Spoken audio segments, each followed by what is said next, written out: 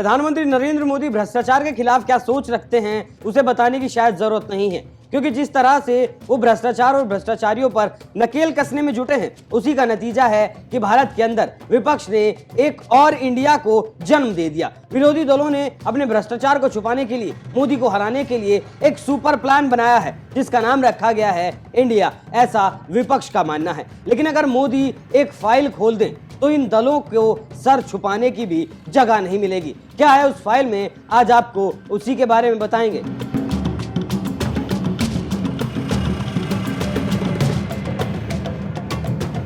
नमस्कार, NMF news देख रहे हैं आप। मैं हूं आपके साथ अभिषेक पुंडी।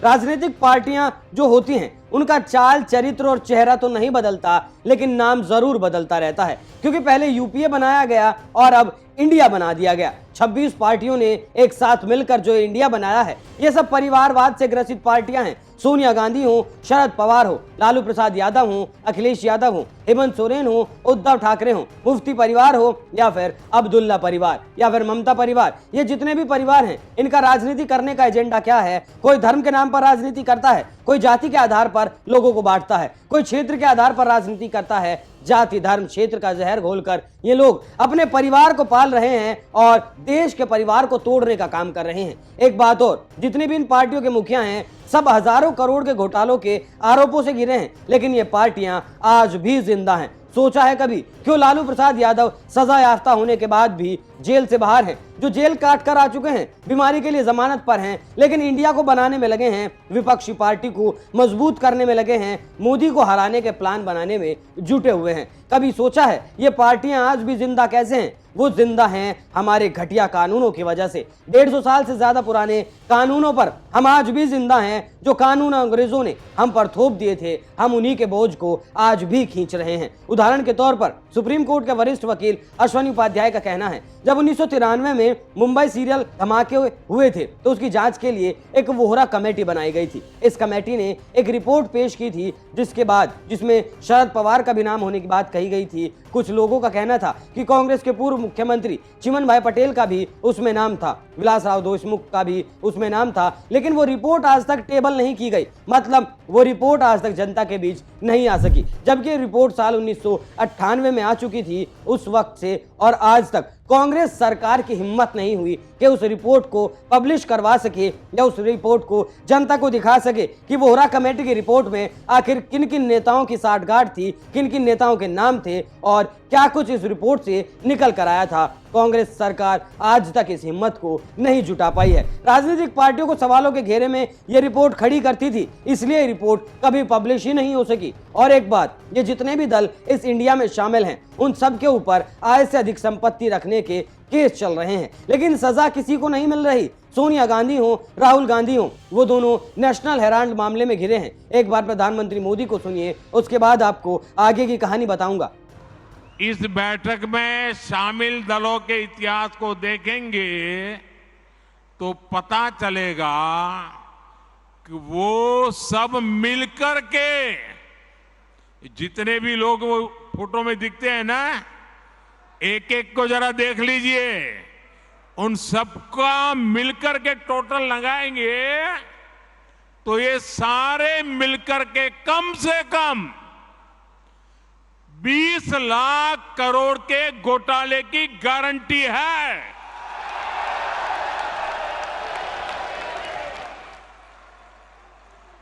और कांग्रेस का घोटाला ही अकेले लाखों करोड़ों का है।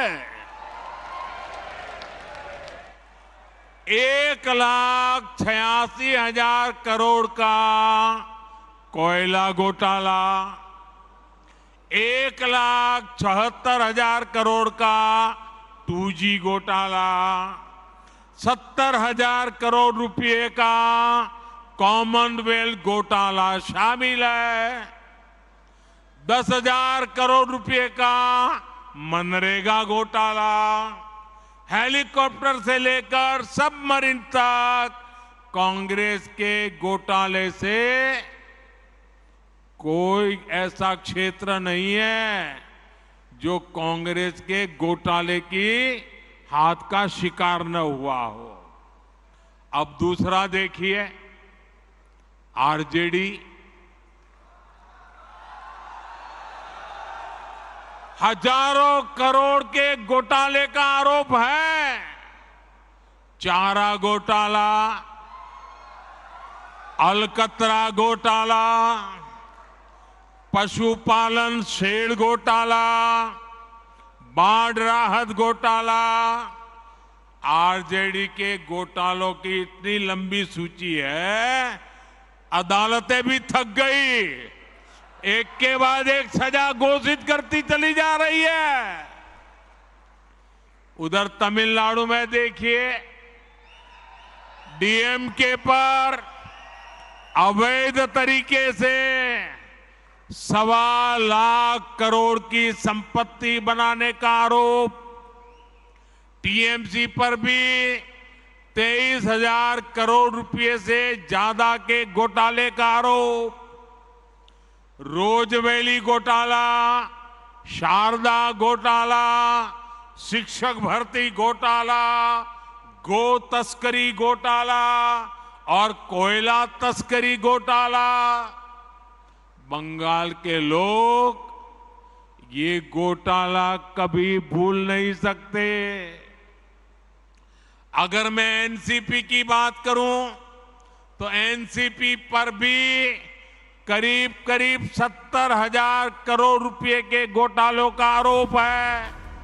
अगर हमारे कानूनों में दम होता तो आज ही घोटालों के आरोपों से घिरे लोग आज जेल में सड़ रहे होते, देश इस हालत में नहीं होता और ना ही ये भारत के अंदर एक और इंडिया को खड़ा करने की हिम्मत जुटा पाते। अगर देश में कानून होता तो इनकी संपत्ति को आधार से लिंक क्यों नहीं कर दिया जाता? एक ऐसा कानून सरकार क्यों नहीं बना देती? जबकि सुप्रीम कोर्ट में इस तरह का एक मामला अश्विनी उपाध्याय के द्वारा ही चलाया जा रहा है, पीआईएल दाखिल की गई है, लेकिन आज तक मोदी सरकार भी उस पीआईएल पर अपना जवाब दाखिल नहीं कर पाई और किया जाता रहेगा। तो आधे से ज्यादा नेता अब तक जेल में होते अगर सरकार ऐसा कोई कानून बना देती, और आधे से ज्यादा नेता देश छोड़कर भाग चुके होते, क्योंकि ये गठबंधन संविधान का पालन तो कर ही नहीं रहे। संविधान कहता है कि जातिवाद को खत्म किया जाए, लेकिन ये पार्टियां राजनीति ही करती हैं जातियों के आधार पर, ये पार्टियां राजनीति करती हैं धर्म के आधार पर, ये पार्टियां राजनीति करती हैं भाषा के आधार पर, और ये पार्टियां लोगों को बांटती हैं क्षेत्रों के आधार पर। ये तमाम इनके एजेंडे हैं जिन पर ये पार्टियां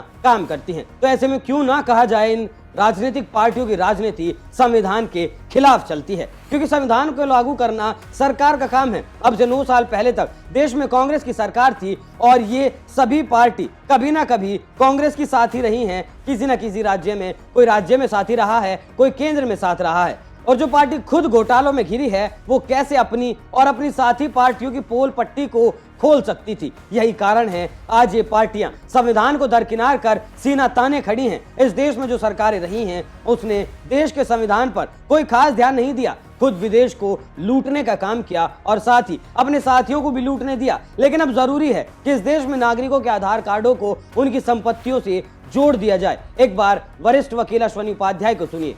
हमने ये कहा है कि अगर प्रॉपर्टी को आधार से लिंक कर दिया जाए तो कम से कम 5 लाख करोड़ का भ्रष्टाचार रुक जाएगा।